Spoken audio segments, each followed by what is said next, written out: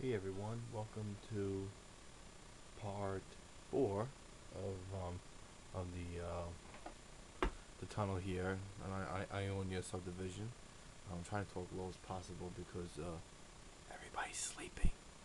Apparently everybody's on the couch, it's right next to, right up the stairs here, so I'm trying to speak low because I know my parents will be like, who the hell are you talking to?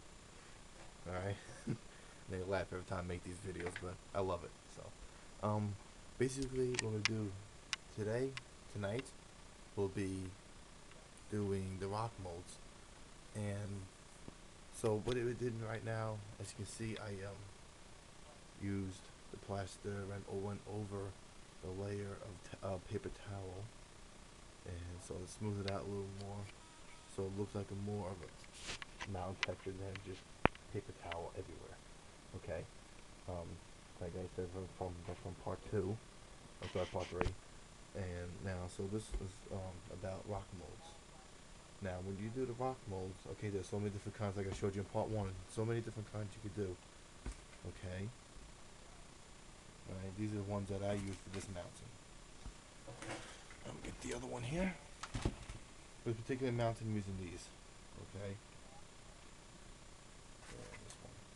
This one is.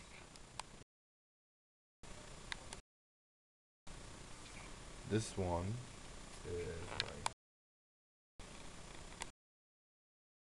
And these are right here. And I got a couple of pieces up there.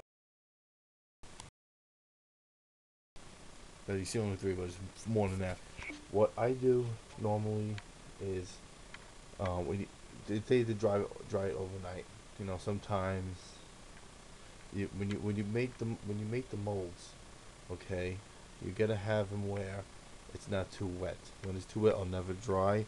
It will automatically crack when you take them outside of the mold, the molds themselves. Um, you know, so let them dry. Get a warm area to dry. Don't dry them in the cold; it'll crack. Okay. That happened to me on this mountain a couple of times because it's very cool in the garage. I have to keep a heater in here because it's only garage. There's no vents, no nothing in this garage. So you know, that's the one thing bad thing I have in the garage. When you unless you know you have vents instead of making an actual room. You know, it's not just a room. um, so what I do is after you make the mold, okay, make sure they have enough plaster in there. You know, loose but not watery. Okay, you know, you'll tell that you can see the difference. If you see the top, you see water on top of it. It's never gonna dry. Um, like if you see it's kind of dry, and just try to dump the water out. Like you just let it go to the edge or whatever. Okay, now you see here, you know they're not straight. Okay, you know if you got like a place where you're going to do and make sure you know it's a dirty place with towels around it or newspaper, whatever. And just have a piece of wood, something to hold it up, or whatever you got to hold them up. Sometimes I double them like this, sometimes I hold up like this together. You know, but see how flimsy they are? Okay. This is the best one so far I've seen. Nice and even. Um, well, that's basically about it for making rock molds. And once you finish, you get like that cookie. Like I said in the past, you know, when you use to paste out the mountains, you use the cookie stuff, put it on here. Okay. You put a little bit on there, just like that, and you hold it for a couple seconds. Depends what area. Let's say it's if it's on an angle. Make sure you put a lot of it and hold it there for at least 25 seconds. Some places you can just put up. It's on. Okay. You know you'll judge. You know your mountains. You'll judge them. What do you do? All right. Now what I've done here is since these particular rocks don't stay, these rocks here, you can number them and give it a direction where you want to place them. So let's say, for instance, this is number one. I have one. Right, I want that on the angle. I do it. Okay, it's gonna go something like that. It's not really staying. Okay, it's gonna go something like that. It's gonna look like that. All right, or you have like these little pieces here. Okay, there's number three. So let's take number two. We're gonna have here. I have a little line. And you can tell where it is. Okay, it's going right there. Perfect. And that's natural. Okay, I ain't moved the plaster to look like that. That's the way it is, and that's where the rocks are gonna go. Okay, natural. You want everything to look natural. That's one thing about making mountains. And so what I did was, what happened, so a lot of times I'll make it, when they fully dry, sometimes it crack, I don't care. Because sometimes I do it purposely, that way you'll get a perfect rock mold every time. As you can see, that one's cracked. Because that's, that one up there, there we go, those two, that one, that's perfect, that's a perfect one. Okay. And,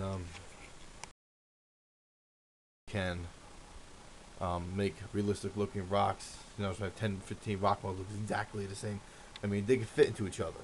You know, it's like almost like a puzzle piece. They kind of connect to each other in some ways. I'm trying to find a rock that does it. Okay, perfect. We put the light on it. Okay, like that. Like it's broken, but it broke it. You could break it that way. It could also fit to the way you want it to connect together. Same thing like over here. Between, that's where it stays together.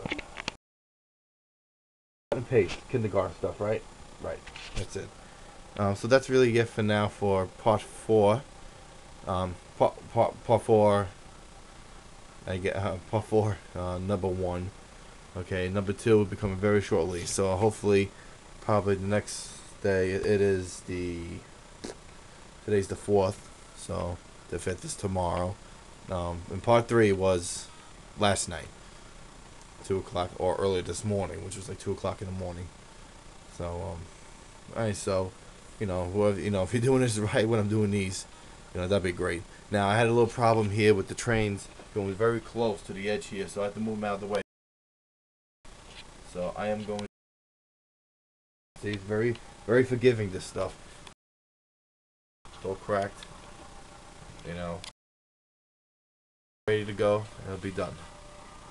Okay, alright. So we'll continue tomorrow night, or tomorrow, and I'll make another video tomorrow for part 4, number 2. Alright, see you later.